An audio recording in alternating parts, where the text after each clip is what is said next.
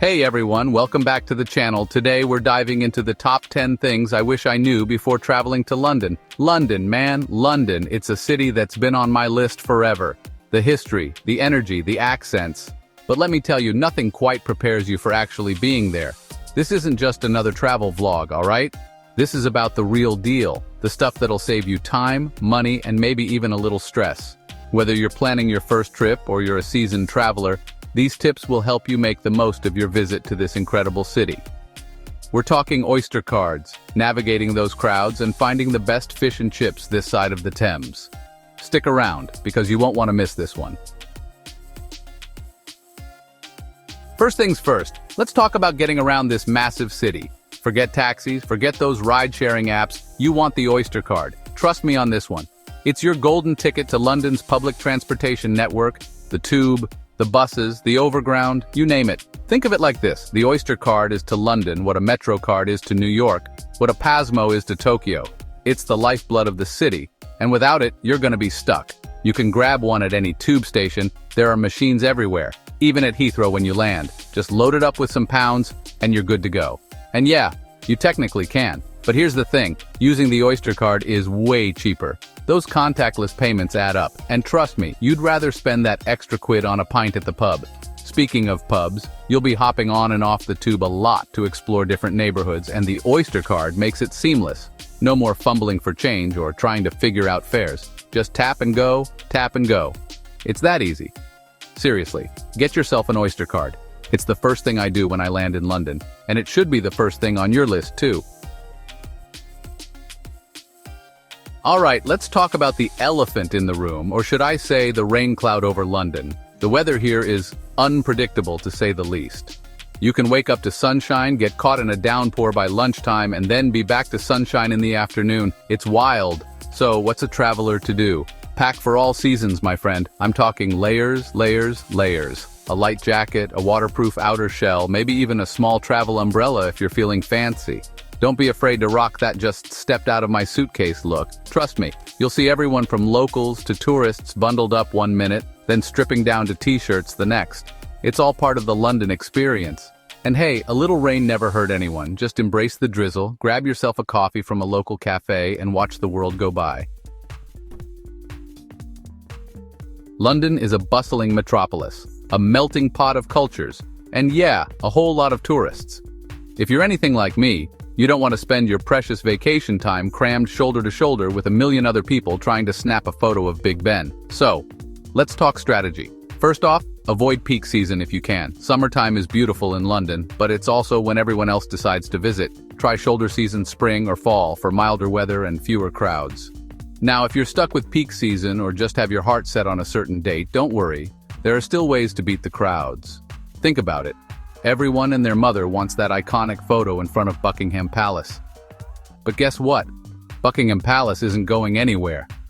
Instead of joining the throngs of tourists at midday, head there early in the morning or later in the evening. You'll get that golden hour lighting for your photos and avoid the worst of the crowds. The same goes for popular museums and attractions. Do a little research, see if they have any late-night openings or off-peak hours. You'll be surprised how much more enjoyable the experience is when you're not fighting for space. Alright, let's talk about tipping. It's one of those things that can be a little awkward, especially when you're in a new country and don't know the customs. But don't worry, I got you covered. Here in London, tipping isn't as ingrained as it is in, say, the US. But that doesn't mean you should just pocket your change every time. A good rule of thumb is to round up for good service. If you're at a restaurant and the service was good, 10% is a solid tip. You can always tip more if you feel like it, but 10% is a good starting point. For pubs, it's a little different. You don't typically tip at the bar, but if you're feeling generous, you can always offer to buy the bartender a drink. Just say, "and one for yourself." They'll appreciate it. Now for taxis, you can usually just round up to the nearest pound. And if you're using a ride-sharing app like Uber, the tip is usually included in the fare. But hey, if your driver gets you there safe and sound, a little extra never hurts. Listen up, folks, because this next tip is a game changer. London is a city that runs on contactless payments. Seriously, I've been to places where they look at you sideways if you try to pay with cash. So ditch the bulky wallet and embrace the future. Whether it's your phone, your smartwatch, or even just a contactless credit card, make sure you have a way to pay without digging through your pockets for loose change. Trust me, it's so much faster and more convenient, especially when you're trying to catch the tube or grab a quick coffee. Plus, it's way more secure. You don't have to worry about losing your cash or having it stolen. And with the contactless payment, it's just more hygienic to minimize contact. So do yourself a favor and get on board the contactless train. Your wallet and your peace of mind will thank you. All right, let's talk about the good stuff, food. London is a melting pot of cultures, and that diversity is reflected in its incredible food scene. Forget what you think you know about British food because London will blow your mind. Of course, you have your classic fish and chips, which, by the way, are a must-try. But don't stop there. Explore the curry houses of Brick Lane. Indulge in some incredible Indian food, or hit up Borough Market for the freshest produce and street food. And don't even get me started on the brunch scene. London does brunch like no other city. From avocado toast to full English breakfasts, you'll find something to satisfy your cravings. Just be prepared to queue, because the best brunch spots are always packed.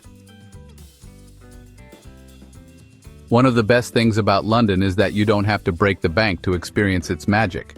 In fact, some of the best things to do in the city are absolutely free. First up, museums. London is home to some of the world's best museums, and many of them are free to enter. The British Museum, the National Gallery, the Tate Modern. You could spend days exploring these cultural gems without spending a dime. And then, there are the parks. Londoners take their green spaces seriously, and with good reason. Hyde Park, Regent's Park, St. James's Park.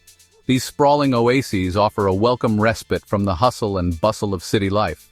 And of course, no trip to London is complete without a stroll along the South Bank. From the London Eye to the Tate Modern, there's always something to see and do along this iconic stretch of the River Thames. Listen up, folks, because this next tip is crucial. London is a city best explored on foot. Sure, the tube is great for getting around long distances, but to truly experience the city's charm, you need to ditch the underground and hit the pavement. Get lost in the cobblestone streets of Notting Hill, wander through the colorful markets of Camden Town, or soak up the history of Westminster. You'll be amazed at what you discover when you slow down and explore on foot. Plus, walking is a great way to burn off all those calories from all the delicious food you'll be eating. So, pack your most comfortable shoes and get ready to experience London like a local. Alright, let's talk about public transport etiquette. Londoners take their tube rides seriously, and there are a few unspoken rules you should be aware of. First off, stand on the right, walk on the left on escalators. It's like a well-choreographed dance, and you don't want to be the one tripping everyone up. Second, have your Oyster card or contactless payment ready before you get to the turnstile. There's nothing more frustrating than being stuck behind someone who's fumbling through their bag for their ticket. And finally, be mindful of your noise level. Londoners are a generally quiet bunch, especially on public transport. So keep your conversations at a respectable volume and avoid blasting music through your headphones. London can be an expensive city, but it doesn't have to break the bank. Here are a few tips for saving money on your trip. First off, consider staying in a hostel or Airbnb instead of a hotel. You'll save a ton of money on accommodation, and you'll have more opportunities to meet other travelers. Second, take advantage of the city's many free attractions. Museums, parks, markets, there's plenty to see and do without spending a penny. And when it comes to food, ditch the fancy restaurants and embrace street food. London's street food scene is incredible, and you can get a delicious and filling meal for a fraction of the price of a sit-down restaurant. Thank you for staying with us until the end of the video. If you found these tips helpful, don't forget to like, comment, and subscribe for more travel advice and adventures. Seriously, London is one of those places that just gets under your skin. It's a city that's constantly evolving, always buzzing with energy and full of surprises around every corner. So go out there, explore, get lost, and make the most of your time in this incredible city. And hey, if you have any tips of your own, drop them in the comments below. I'm always looking for new recommendations. See you in the next video. Thank you.